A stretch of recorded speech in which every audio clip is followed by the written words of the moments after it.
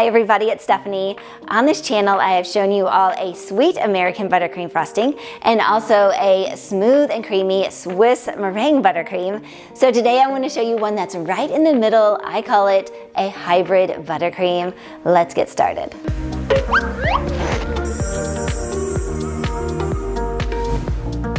We're only going to need 4 ingredients for this recipe: pasteurized egg whites, vanilla, powdered sugar, and unsalted butter.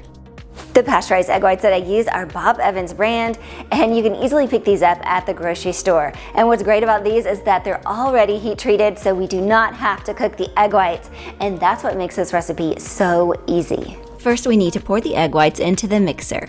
Then pour the powdered sugar into the mixing bowl and use the wire whisk to begin mixing on medium-low speed. Once the 2 ingredients are combined, you'll want to scrape down the sides of the bowl and then turn the mixer up to medium-high speed and mix for around 5 to 6 minutes. We are looking to build volume at this stage, and after around 5 minutes, you can see that the mixture has thickened up. For me, it doesn't ever get to the stiff peak stage, but it does thicken up nicely. Keep the wire whisk attachment in and then begin adding the softened butter a few cubes at a time. Once the butter is combined, you can then add the vanilla, and also sometimes I use clear vanilla if I'm wanting to keep the buttercream white. Scrape the sides of the bowl and then turn the mixer up to medium-high speed and begin mixing for another 8 to 10 minutes.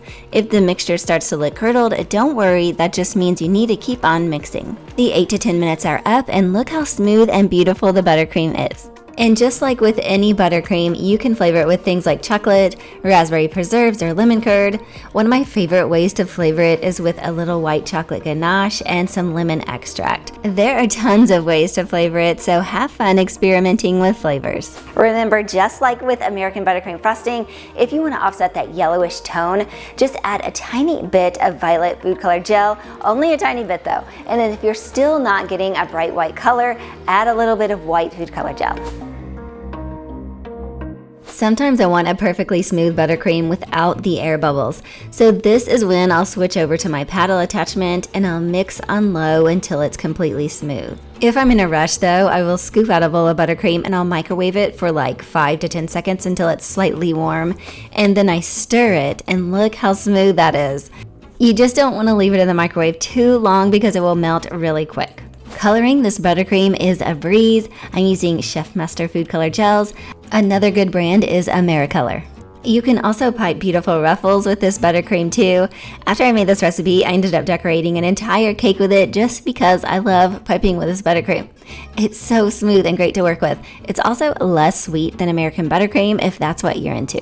Sometimes I get questions asking me if you can take cakes outside in the heat, and the answer is that this buttercream is meant to stay indoors and out of the heat. A more heat-stable buttercream will have shortening in it. Also, I would love to know which type of buttercream you like the best: American, Swiss, or a hybrid type of recipe. If you did not see my video from last week, I made a beautiful vintage-style buttercream cake using this exact frosting recipe. So if you missed out on that, be sure to go check it out. And also, if you have any ideas for me, please let me know down in the comment section. All right, I'll see you guys later. Bye, everybody.